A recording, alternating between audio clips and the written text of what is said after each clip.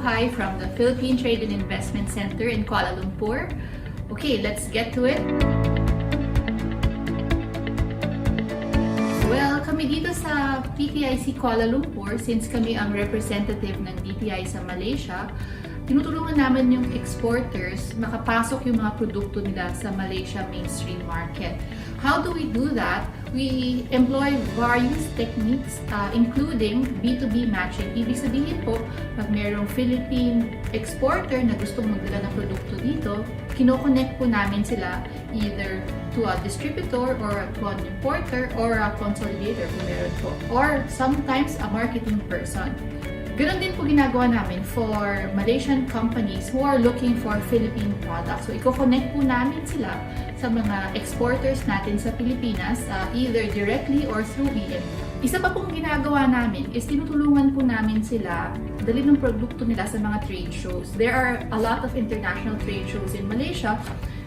Ang examples po ng mga sinasabihan natin ay yung Malaysia International Halal Showcase na nag-promote po ng products and services to the regional and international halal markets. So, hindi lang po sa Malaysia, nakakarating din po yan sa ibang bansa tulad ng Singapore, Brunei, and Middle East, and as far as Europe pa minsan. Tumutulong din po kami i-promote hindi lang po food products but also services like halal tourism or our other services. And we also promote in another show, it's called Archidex. We help Filipino companies bring their products to these big shows. Ito naman po, nag-promote kami ng mga Philippine furniture dahil alam po natin na world-class yung mga Philippine furniture. Through these international shows, yung mga kalidad po or yung mga standards ng mga produktong Pilipino ay naaangat dahil po nakikita nila kung ano yung available in the international market. Ang target po natin is yung institutional or trade buyers, not direct consumers. We try to give them networking access to these trade buyers. So, nalalaman po nila through the trade buyers kung ano yung demand ng market. Nagbibigay din po kami ng mga impormasyon na mahalaga tulad po ng impormasyon galing sa Ministry of Health, Royal Customs of Malaysia, Department of Veterinary Services para po ma-ensure na pagpasok pa lang po or bago pa pumasok ang produkto nila sa Malaysia, maayos na po yung kanilang mga papel, may registration sila. Tulad din naman po sa Pilipinas, ganoon din naman po yung ginagawa dito. Kailangan may registration certificate from FDA or whatever relevant agency to ensure safety and health standards of the products.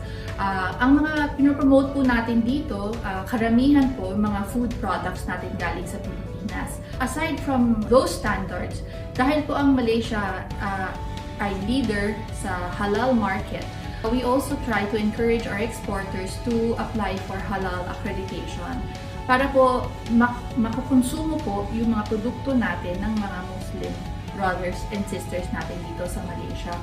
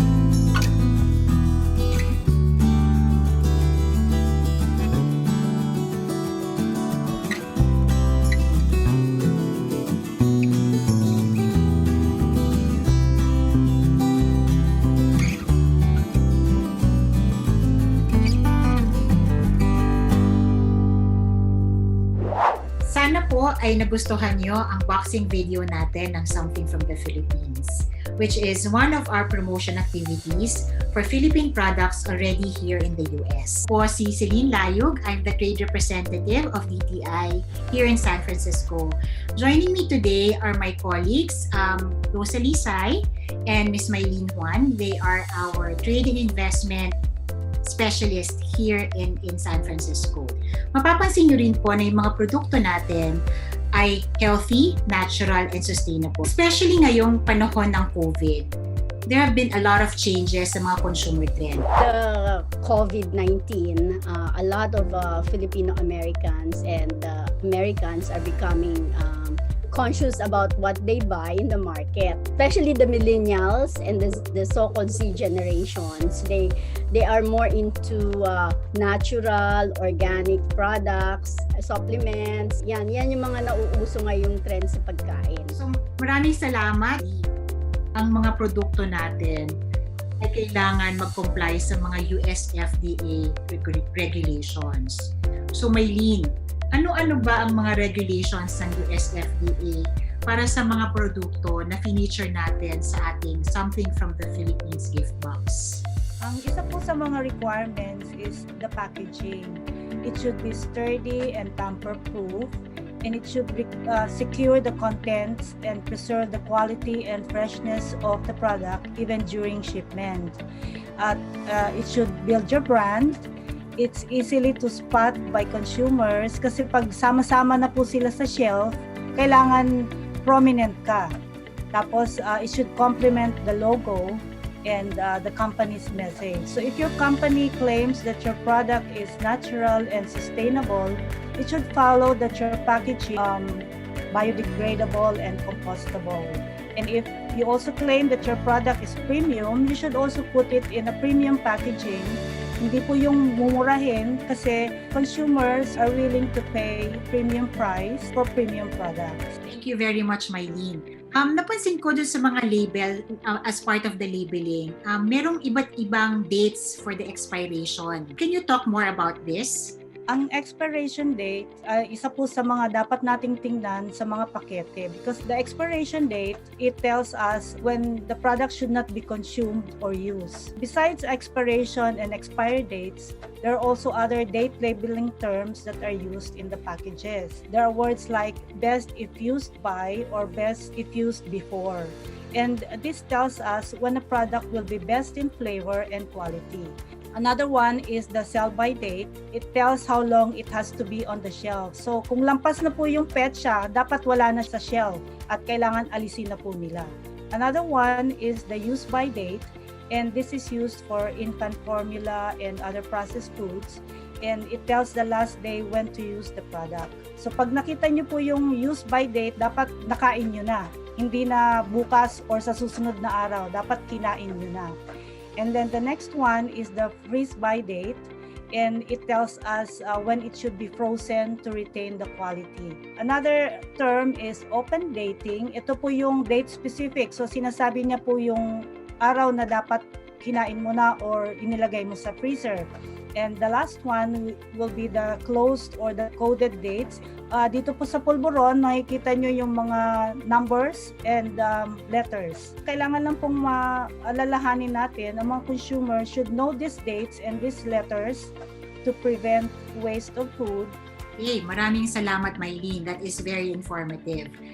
Isa pang makikita natin sa mga produkto, like you see here, are nutrition facts. PB Rosalie, you can talk more about this.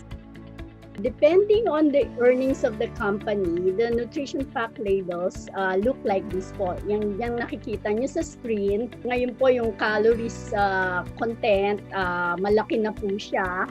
Tapos makikita nyo rin po kung yung added sugar, meron na rin pong vitamin D label at saka potassium label.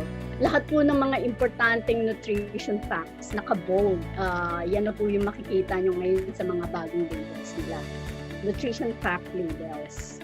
Okay, thank you very much, Rosalie. What about yung mga certifications? Alam ko, napakaraming iba't ibang klaseng certifications. Can you just share some of the more prominent certifications we see here in San Francisco? Aside from the nutrition labels, meron na rin silang different labelings, no? Like for example, katulad ng non-GMO, organic, natural, kosher, halal, to name a few. So, meron din pong label na tinatawag na organic versus natural. So, yung organic po is mga products na pinoproduce ng walang synthetic pesticides or chemical fertilizer. When they are produced, they comply with the standards of organic farming dito sa Amerika. And pag sinabi pong natural, ito po yung mga pagkain na they do not contain added color, additive flavors, or synthetic substance, at saka minimally processed. So meron na din silang tinatawag na gluten-free. So yung gluten-free, very common siya sa mga bread, sa wheat, sa barley, and crossbreeds po ng mga grains na to. Ito pong gluten-free label, it's a voluntary claim na ginagamit po ng mga food manufacturers, no? And they meet all the requirements of the regulations. So, kaya po yung gluten-free, this helps the consumer who has a problem with celiac disease. Kasi maapekto pag nakakain po sila, may allergy sila, may celiac disease sila, nadadamage po yung lining ng kanilang small intestines. So, kaya po ngayon makikita natin karamihan po ng mga bread na tinatawag nilang gluten-free is made of coconut flour, which is marami po tayong produkto niyan. Maraming salamat, Miss Rosalie. It makes us really proud na marami na tayong produkto na nakaka-comply sa mga US FDA requirement. Pero kailangan natin ipaalam sa mga consumer dito na mabibili na ang mga produktong ito dito sa US, starting with the PhilAm diaspora. So, gaano ba ka-importante ang PhilAm diaspora natin? There are roughly 3.7 million Filipinos in the US, but not all 3.7 million Filipinos are familiar with the Philippine products. Nag-shift na po yung demographics dito sa Amerika. Kung dati po marami tayong mga first generation Filipinos, ngayon po na-outnumber na ng mga millennials at saka Gen Zs, mga kabataan nating Filipinos dito. So, yung mga kabataan po na to, while they are familiar with, the smell of Filipino food through their parents and grandparents, minsan po hindi pa sila nakakarating ng Pilipinas. And most of the time, hindi pa po sila familiar sa mga produkto na they will feel proud coming from the Philippines. So that's why we developed this Something from the Philippines campaign para sila po yung magiging recipients natin and later on sila po yung magiging advocates natin for our Philippine products. So, nabanggit ko po kanina, pinapadalan po natin yung mga influencers na Filipino-Americans at saka po yung mga organizations and individuals who've worked with the Philippine Trade and Investment Center in our previous projects, either investment or trade promotion. So, doon po sa dalawang gift boxes na pinalabas natin ngayong panahon ng COVID, ito po yung mga reaction nila. So, we plan to continue this. Hindi po dito nagtatapos ang proyekto na to. Meron pa tayong mga lalabas na mga food boxes. So, Maylene, maybe you can share kung ano yung ma-expect ng mga viewers natin for Something from the Philippines. Thank you, TRC Lane. Last July, we started with the first box of premium products from the Philippines. And last August, ang ating pong condiments. At ngayon pong September ay ang ating theme is baking ingredients. And some of the products can be found in mainstream stores like this coconut flour, which I bought from Sprouts, and pwede din po siyang paleo and gluten-free. Tapos meron pong sa Walmart, nakita ko po yung organic and sweetened coconut flakes. So lahat po sila available na sa market. So and then for October, we will be sending ulam. Yan po ang ating theme for October, ulam, and for November, ang chocolate. So these are the tablea, the premium chocolates, the cocoa nibs. And then for December, ang atin pong simbang gabi. So sa simbang gabi po, andyan po yung mga champurado, mga kakanin. Lahat po ng masarap sa simbang gabi, we will try to put it in a box. Yeah. So excited ako para sa simbang gabi. Follow us in our various social media account. Happy Consumer Welfare Month. This is the Philippine Trade and Investment Center in Tokyo. How consumers are protected in Japan. The following laws serve to protect consumers in Japan: the Basic Consumer Act, the Consumer Safety Act, the Act on Specified Commercial Transactions, the Food Safety Act, and the Act Against Unjustifiable Premiums and Misleading Representation. What are the rules for returning products bought here in Japan?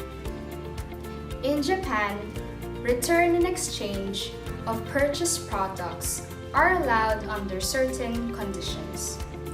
Used items cannot be returned or exchanged unless the item is defective. Products cannot be returned once the packaging is opened and the product is used in some way.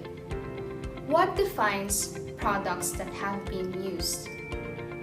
Products that show wear or evidence of wear by smell of cigarette, perfume, and cosmetics. Products that have been scratched or damaged. Size-adjusted products.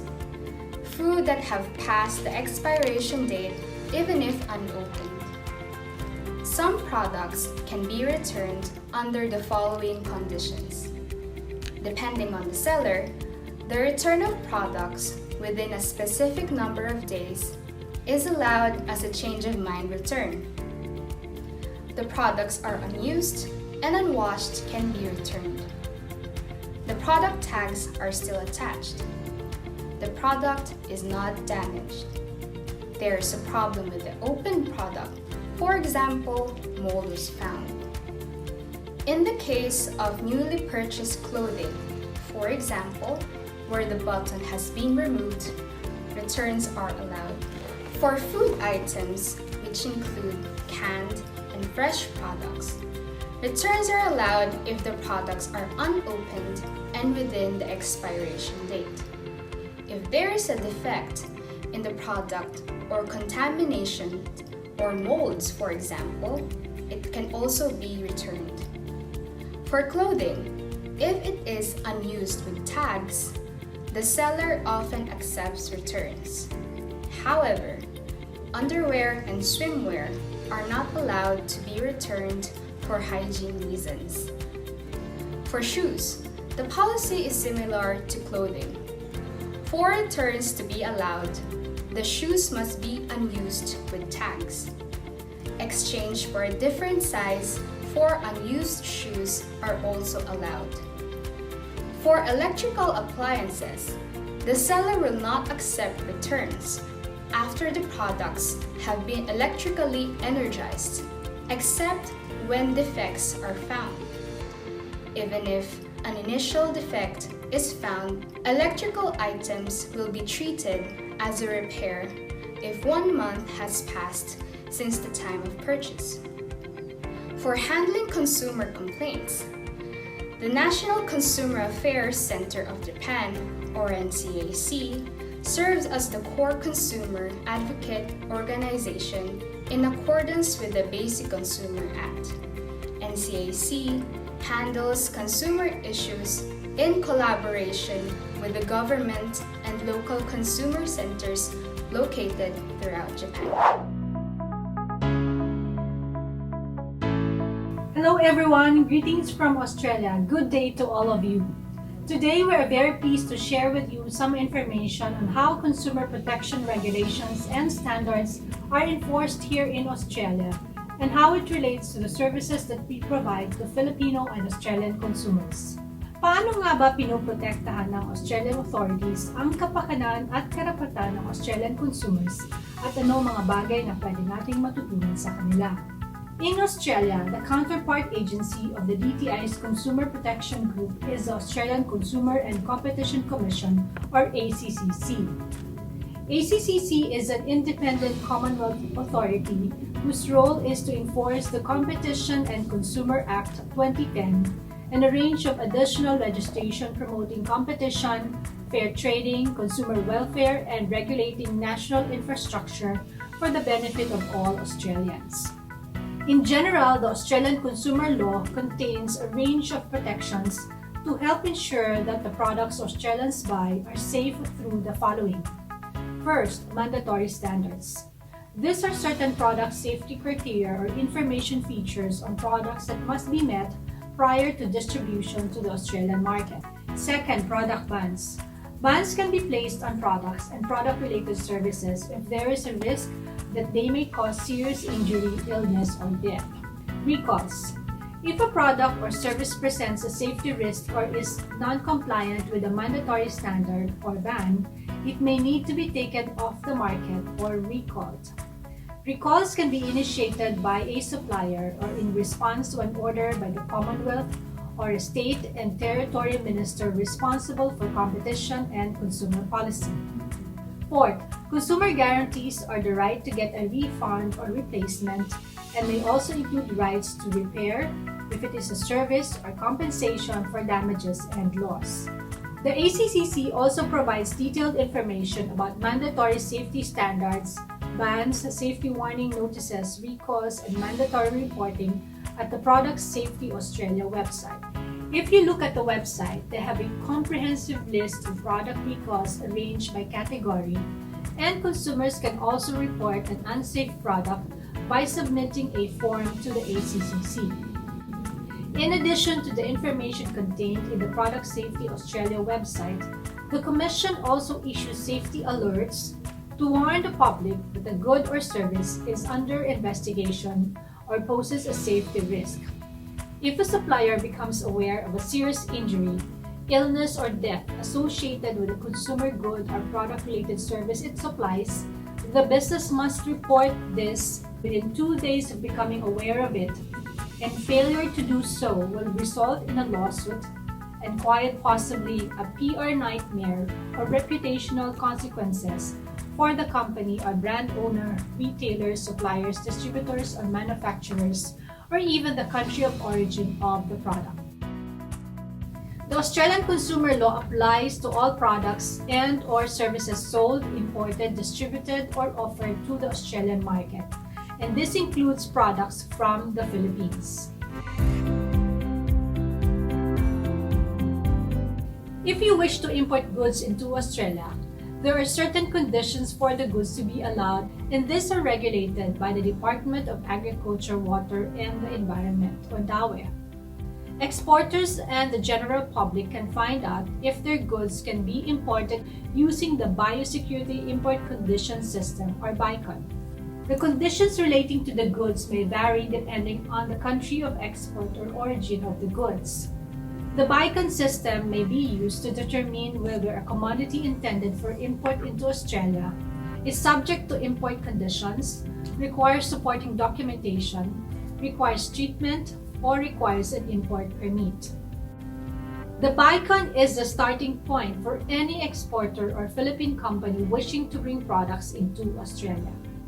Our advice is to do a preliminary search in the BICON website, and if there are additional questions or additional information required, our office provides assistance in the information search or due diligence, as well as referral and linkages to authorities or companies that may be of help in importing the products.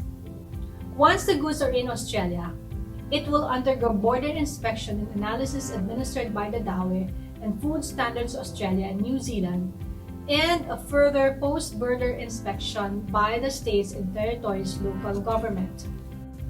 Goods can either pass or fail the inspection. If the products fail the inspection, the Australian government notifies the country of origin through its embassy or trade office. Over the past 2 years, we have received more than 25 failed food notification notices for our Filipino food products, mainly surrounding issues on our failure to comply with permitted levels of histamine and aflatoxin, as well as other chemicals, contaminants, or food colorings that are not allowed in Australia. Marami po dito sa Australia ang may mga allergies, lalo na po sa peanuts and seafood products, so it is very important to ensure that their food products comply with the standards. It is a shared responsibility of everyone at lahat po tayo ay may kanya-kanyang tungkulin para mapanatiling ligtas ang ating mga mamimili. But it begins with us in the Philippines if we wish to bring in more products here, especially if we want to mainstream more Filipino products here in Australia. Just one mistake po of one company can affect the reputation of other companies and the brands that they carry, and ultimately the credibility of the Philippines as a reliable supplier of food products. As such, we would like to enjoin our manufacturers and exporters to join us in maintaining our global position in food export promotions through our exacting standards in food quality. In our goal of promoting Filipino products that adheres to the highest quality standards, our DTI office here in Sydney provides a variety of services from due diligence or information gathering to business matching and linkages to government agencies and other stakeholders, as well as targeted promotion activities to generate widespread recognition for our Philippine food, ingredients, and cuisine in the Australian market. As part also of our campaign to mainstream more Filipino products in Australia, we have launched last September a 4-month Filipino food promotion campaign composed of a B2B, a series of cooking shows, in-store promotion in selected mainstream stores, and curating a limited edition product boxes in time for Christmas. We would like to invite everyone to support us by following and liking us on our social media channels. Maraming salamat at mabuhay po ang mga mamimili.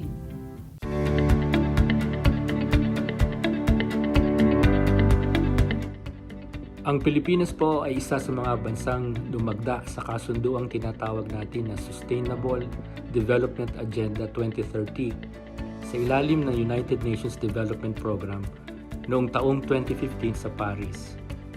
Ang Sustainable Development Agenda 2030 po ay nagtatakda na makamit ng lahat ng miyembrong bansa ng United Nations sa loob ng 15 taon, magsimula 2015. Ang 17 Sustainable Development Goals po na ito ay isang pangkalahatang tawag upang tapusin na ang kahirapan, pangalagaan ng mundong ating ginagalawan, at siguraduhin na ang lahat ay nabubuhay na mapayapa at masagana. Kabilang po sa 17 Sustainable Development Goals ay ang Goal number 12 o ang Sustainable Consumption and Production na relevant sa usapin natin sa araw na ito. Dito po sa Pilipinas, meron tayong sinusunod na Philippine Action Plan for Sustainable Consumption and Production na nagsisilbing guiding framework para matupad natin ang Goal number 12. Ito po ay kinapapalooban ng mga sumusunod. Isa, ang pagpapalayog ng kaalaman at preferensya ng ating mga consumer tungkol sa mga produkto na may eco-label sa ilalim ng National Eco-Labeling Program.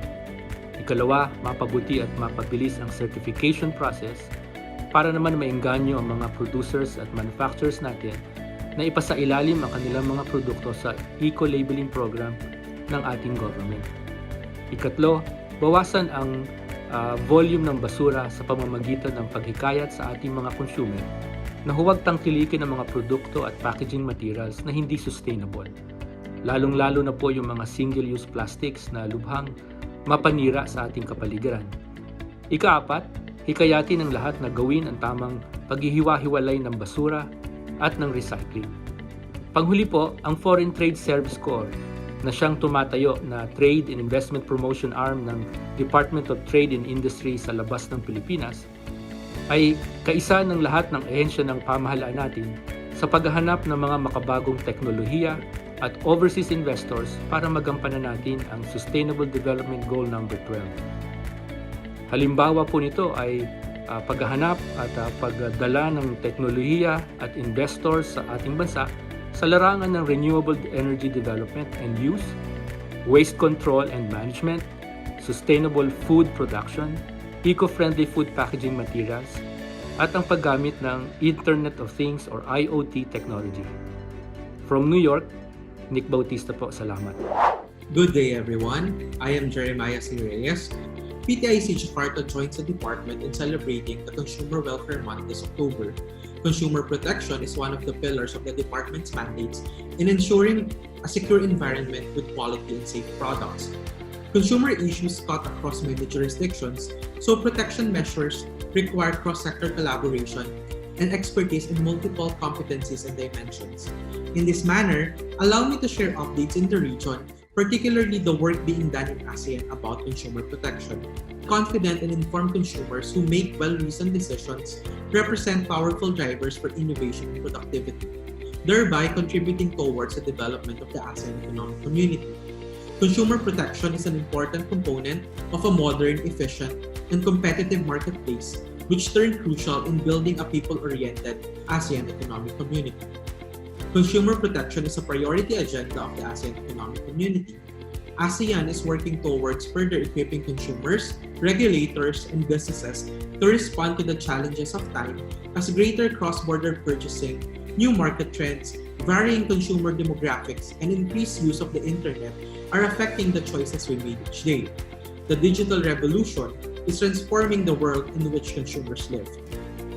Given its population, the region represents an important market for businesses.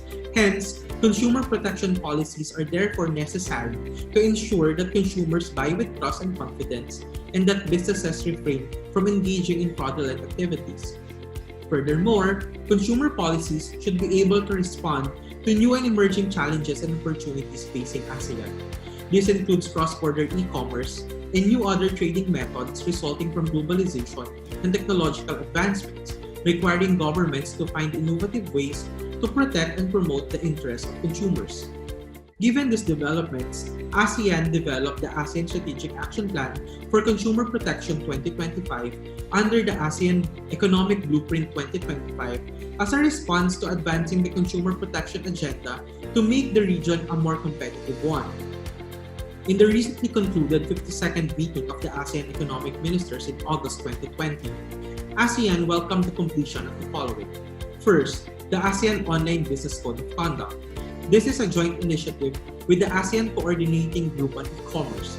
As we are experiencing unprecedented use of e-commerce given our current situation, ASEAN came up with a code of conduct consisting of 15 core commitments that provides guidance for online businesses in ASEAN on how to act responsibly and fairly towards consumers.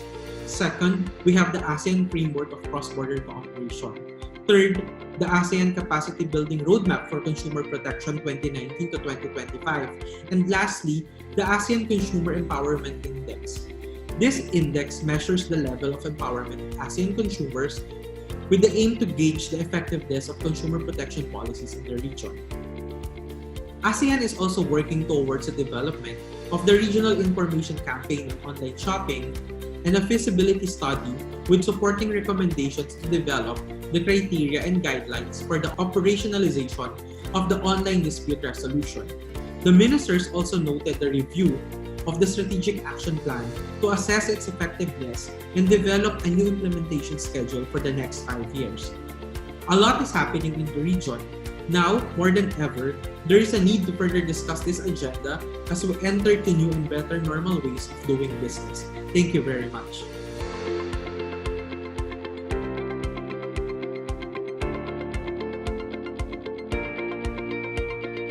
Hi, this is Rico. I'm here to help you find fun, flavorful Filipino food right here in Bangkok, Thailand.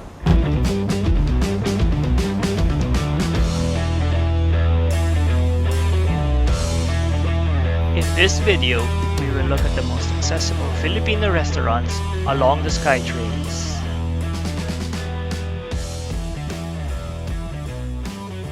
The New Mabuhay restaurant is at the end of Sukhumvit 42/1. Though less than a year in this location, this restaurant has been operating in Bangkok since 2003. The restaurant has an extensive menu of home-cooked favorites.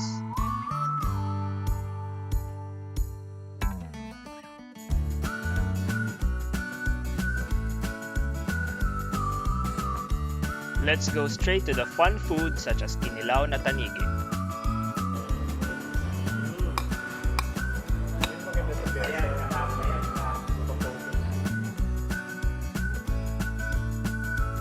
And for the reason we walked all the way here, hot sizzling sisig.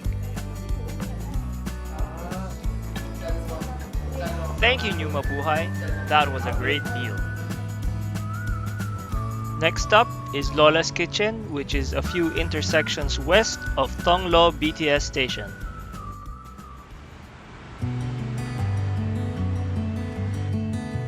Lola's Kitchen is just near the corner of Sukhumvit 49. It is almost just across the Embassy of the Philippines, and it's a favorite place to wait out same-day transactions at the embassy.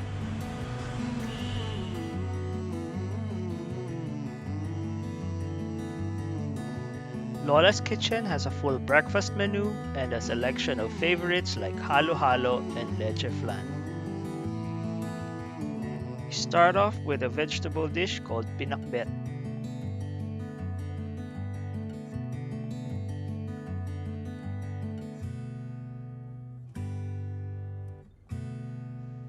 We spot the sisig in the menu, but we first go for the ginisang munggo.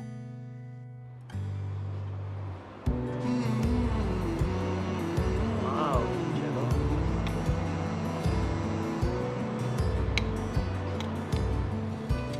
spicy sizzling sisig is served.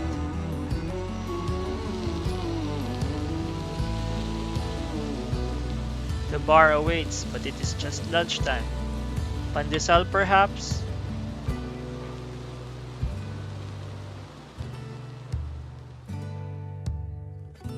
The sisig is almost ready, and we all know what to pair it with. At night, of course.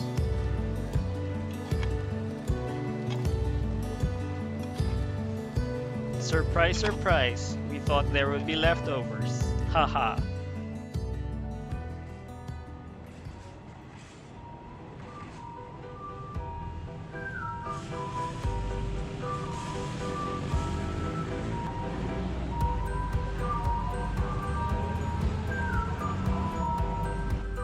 We go to Toto Inasal during off-peak because it is almost always full. Today we skip the sisig to try out the famous takeaway box with their juicy barbecue chicken.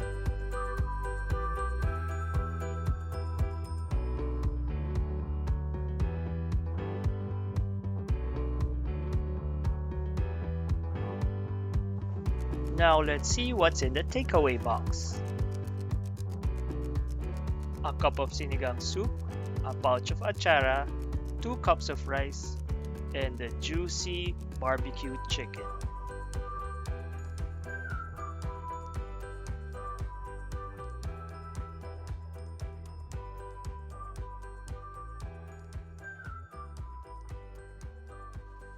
Thank you, Toto Inasal. We are excited to bring this box home.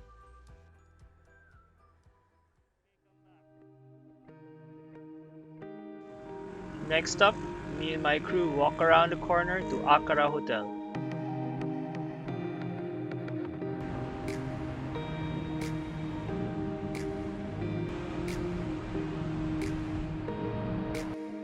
We can't hide our excitement for tonight's sisig buffet.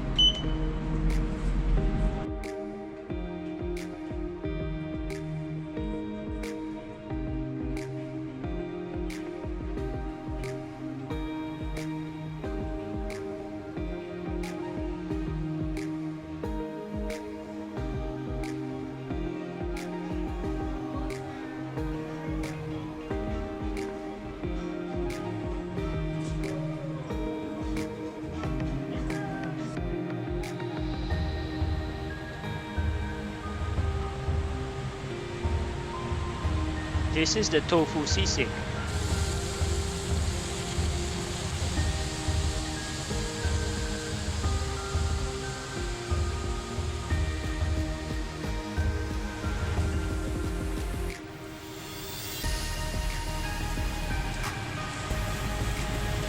This is the pork sisig.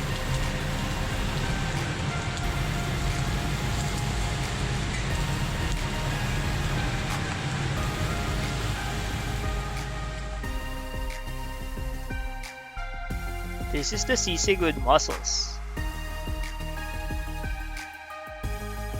The pork sisig again. And the tofu sisig.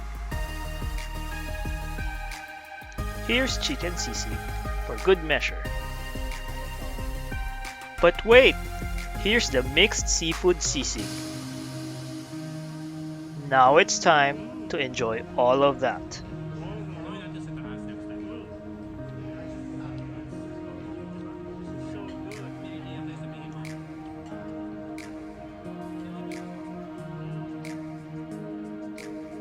Now go find your sisig